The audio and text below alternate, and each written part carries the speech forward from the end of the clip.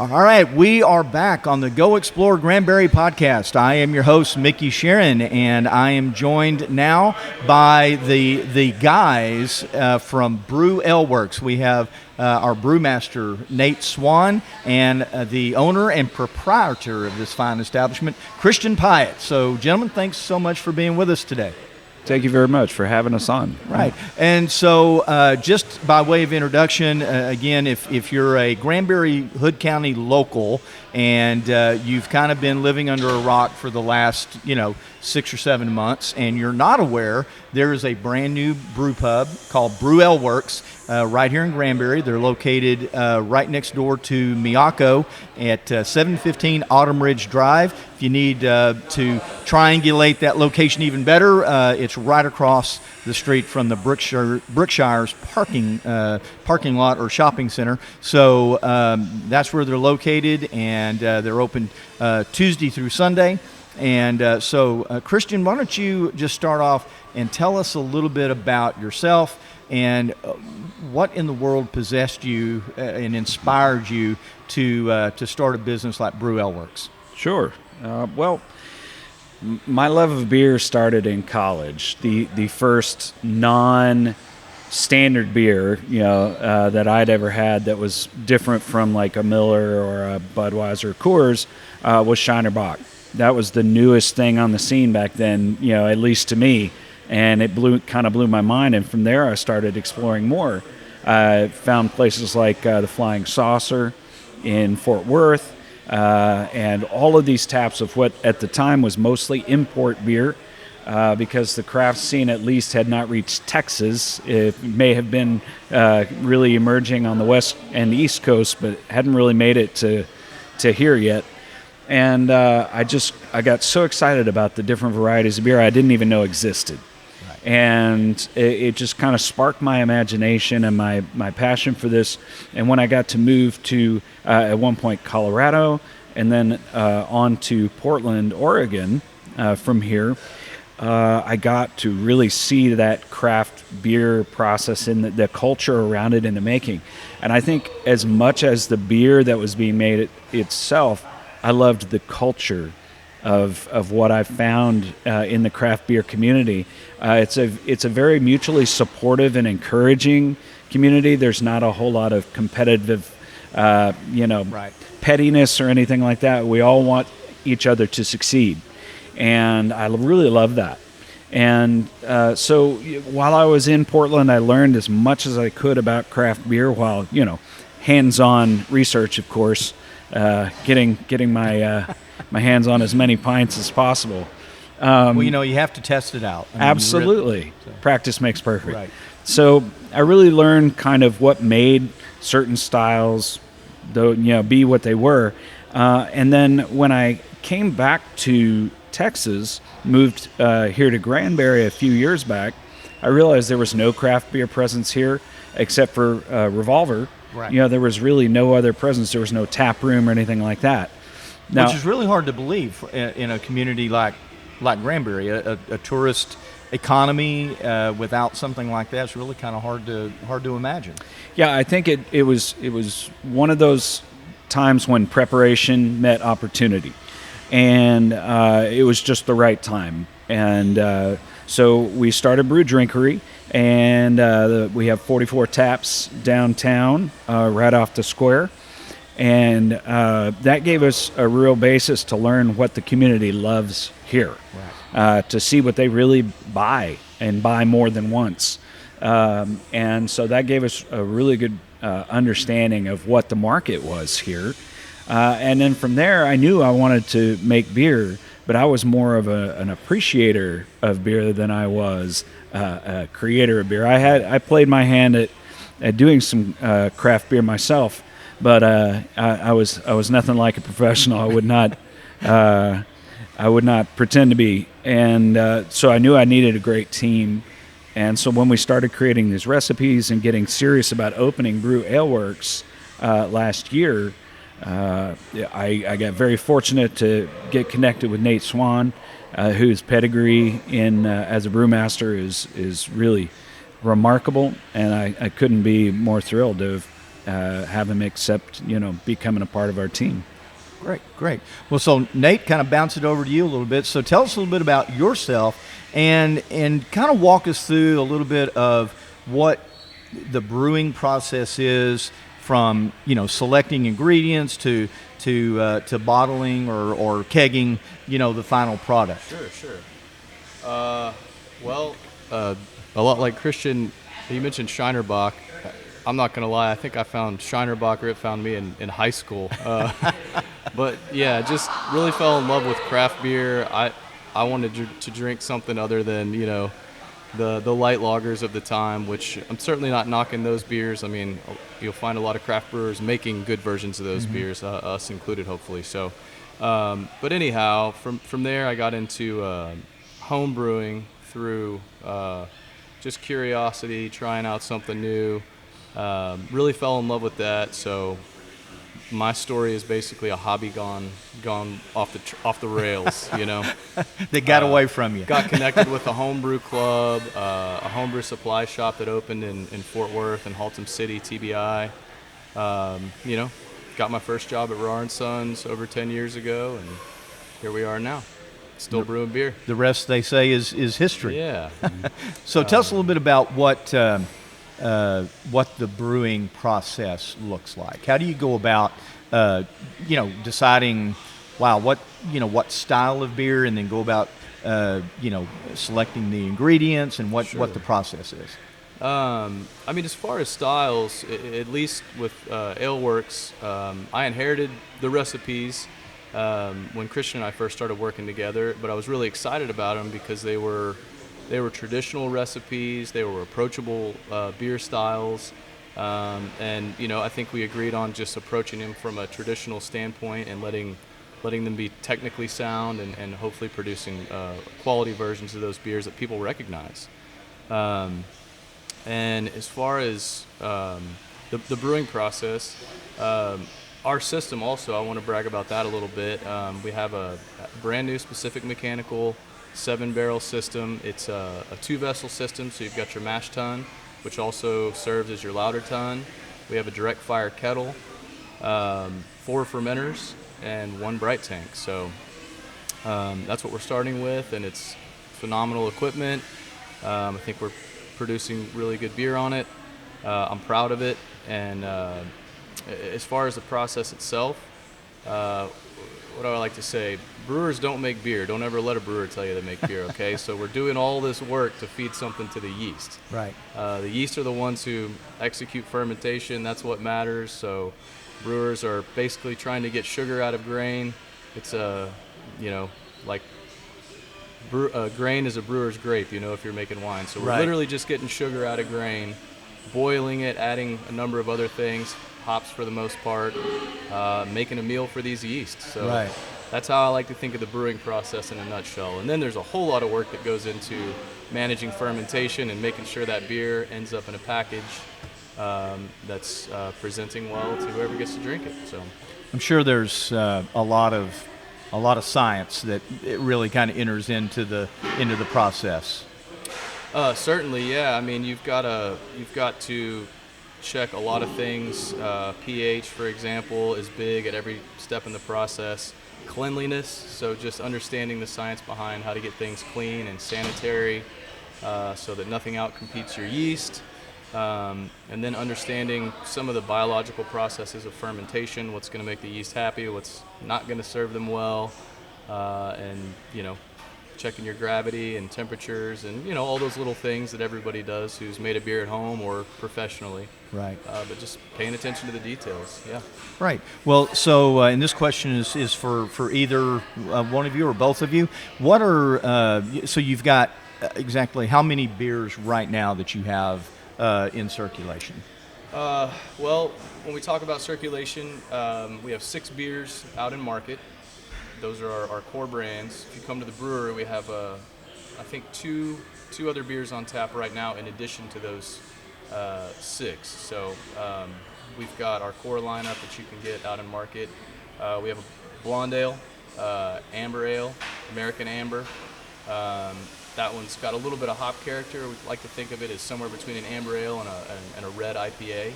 Okay. A little old school West Coast American sea hop character to it. Then we do a pale ale, which we are really excited about. We've brewed it for the second time now. I think we're going to make a lot of that beer. So our pale ale is hazy, so kind of East Coast style in nature. It's double dry hop, so it's hazy, it's juicy, it's not massively bitter. And the cool thing is it's a pale ale, right? So it's living in that 5% alcohol range. It's drinkable, right? So if you love hops and you can only drink so many 8% IPAs, they're wonderful as well. So I'm excited to have a sessionable version of that. Right. And that's called Jitterbug. We do a Hefeweizen as well, 33 Hefeweizen. It's traditional South German style. Doesn't lean too far in either direction with the phenolics or the esters. It's, again, very approachable, very sessionable. That one's been well received, at least at the brewery and in market. So. Right. We also do a Bugsy Lager. So that beer, I think, is probably approaching our blonde as maybe our best seller, maybe poising itself to sell as much as the blonde. Bugsy Lager is an old-style American lager, think pre-Prohibition. Got some corn in there, some flake corn, full flavored, but very clean and sessionable. So, and what am I forgetting? The stout. Yeah. So we have Speakeasy Stout.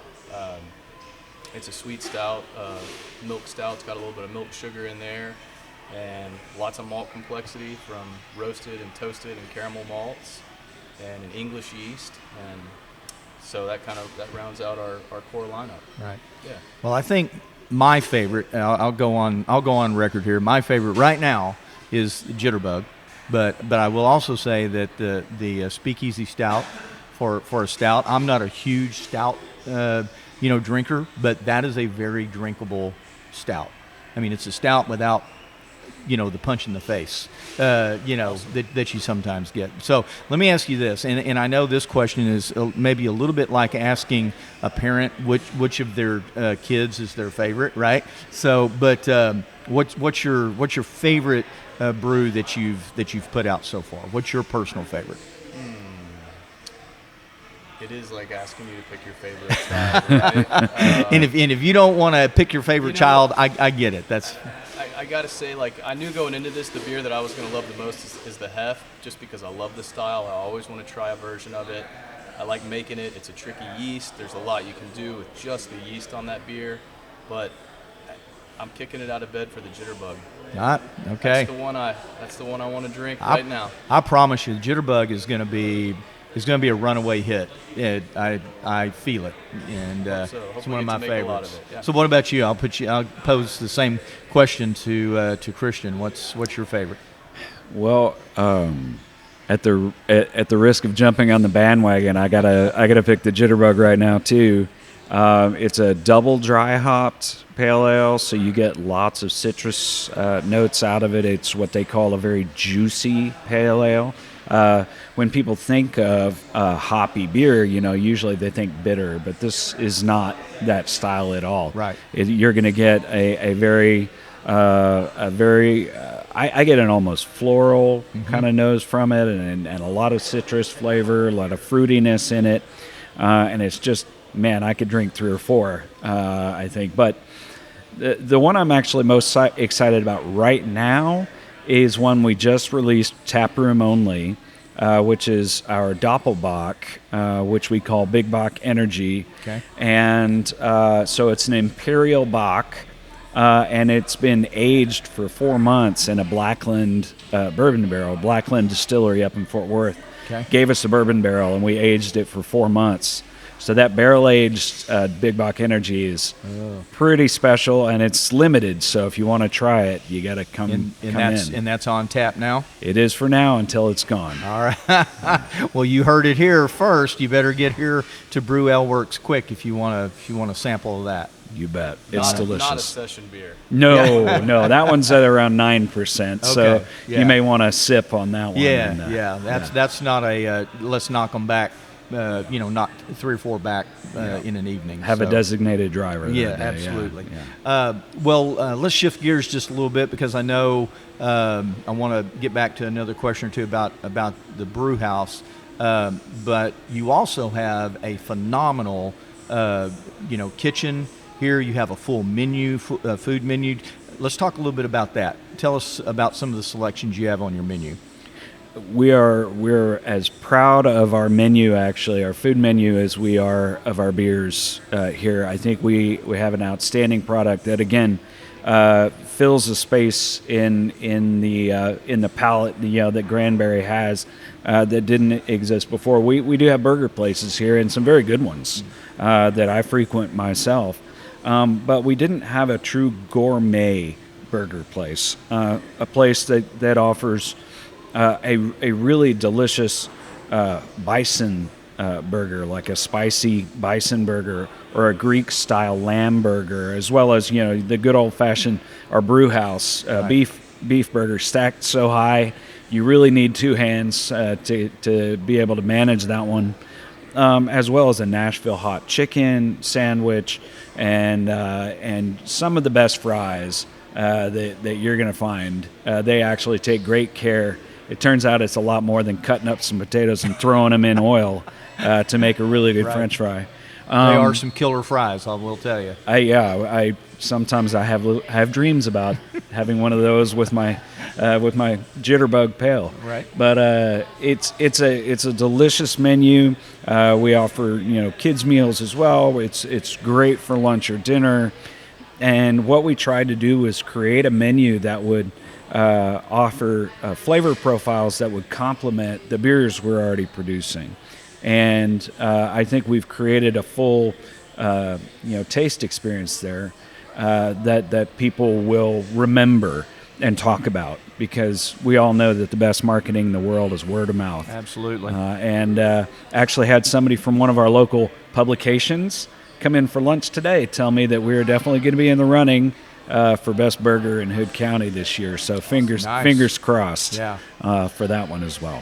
And some people, again, I know when new places open and takes a little bit of time to get get the word out, but you do have a really nice lunch special that you guys are running. Tell us a little bit about that. Yeah, we do. Any one of our burgers, even the lamb and the bison, you can get either one you want, and pretty much as many fries as you can handle, as well as a drink for $15. So, we want to make sure that we don't make it cost prohibitive, even though we use very high quality, fresh ingredients, handmade daily. Our sauces are made in house, and all of the patties are hand pressed here in house and seasoned, by our chef. We have Chef Seth Forrest, who's here, who looks over everything that goes out to the public.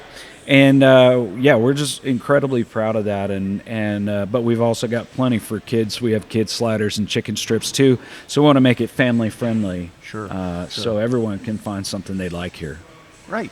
All right. Well, and Granbury loves a great lunch place. So that's the reason why I wanted to, bring that out, and hopefully people will hear this and start coming over and giving your lunches a try, because it really is. It's a nice lunch menu. So Nate, let's go back to you really quick.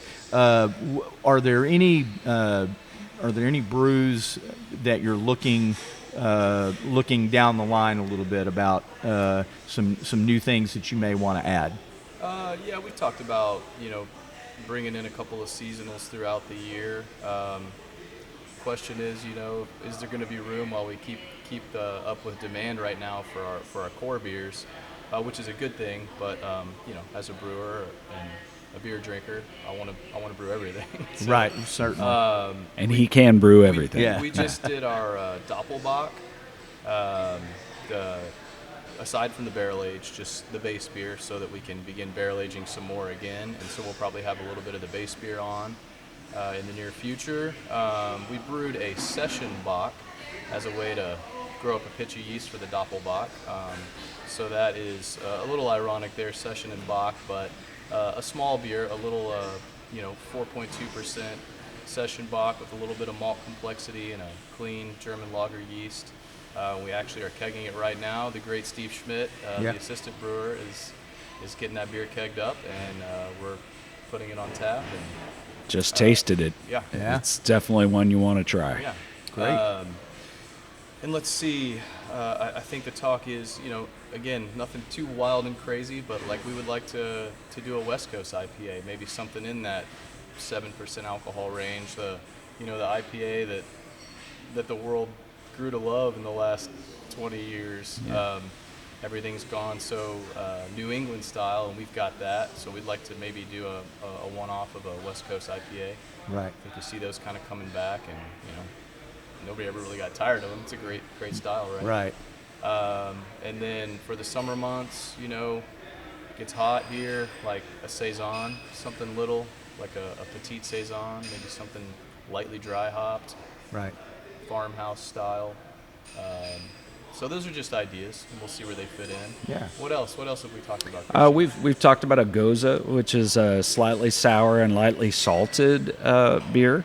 It gets its name from I believe the Goslar region of Germany, where it came from, and the water is naturally salty there. And so when they made beer, it came out salty. It's really good. It's one of my favorite styles of beer. We've talked about a kettle sour maybe at some point. And I would really like for us to try to do a good old traditional porter as well. Maybe for the fall or winter, try our hands at the porter. And we're also going to do some what's called adjuncts with some of our existing core beers. Right. So we have a house coffee over at Brew Drinkery called Kind of Blue, right, which is a very fruity, medium roast house blend coffee. We custom blended it ourselves, and we would like to do to be able to steep that in some of our blonde and our stout, and see what our coffee blonde or a coffee stout might come out like as well. Interesting. So just playing around and seeing, that's the fun of the science of brewing is you get to play around and experiment and see what comes out on the other side. Right. Well, I just, really appreciate you guys sitting down with me today. Aleworks is such a great place to come. It's a friendly place. Your staff is just amazing. Your beer, goes without saying, is amazing. Your food is amazing. You've got the big screen TVs here that are always going, and got March Madness right now. March Madness going on right now, and so it's just a great place to come in and hang out a while, Mm-hmm. And so congratulations, y'all have really created a really nice, very approachable, enjoyable place for people to come. Thank you. Yeah, we wanted to create somewhere that we would enjoy hanging out, even if it wasn't our place. And to that end, we have a lot of fun activities that we try to do as well. Tuesday nights, we just started Texas Hold'em. Right. So from 6:30 until 9 o'clock, or 6:30 until 10. I'm sorry. On Tuesdays, we have Texas Hold'em tournaments here. Anyone can join. We do trivia on Wednesday nights from 6:30 to 9. And then on Friday nights, our very, very popular Rockstar Bingo. The Rockstar Bingo has been a certified hit. Yes, and all of those are free to play and for all skill levels. Just come and have fun or watch the game. Right. Well, fantastic. Well, guys, thanks so much for being with us on the podcast today, and we really appreciate it. We look forward to some more great beers and just lots of great stuff coming from Brew Aleworks. So anything else you want to offer up before we sign off? Just come see us, give it a try, and if you want to check out our menu or see what we're about before you come in, go to brewaleworks.com or look us up on Google. And check us out, and you will not be disappointed. Right, and you can find Brew Aleworks not only on their website but online, Facebook, Instagram, all of the normal social media places, and we'll link all of the the website and your social media channels and everything. We'll link that in the description of this episode so people can find you real easy. Perfect. All right, guys, thanks so much. And we will be right back on the Go Explore Granbury podcast.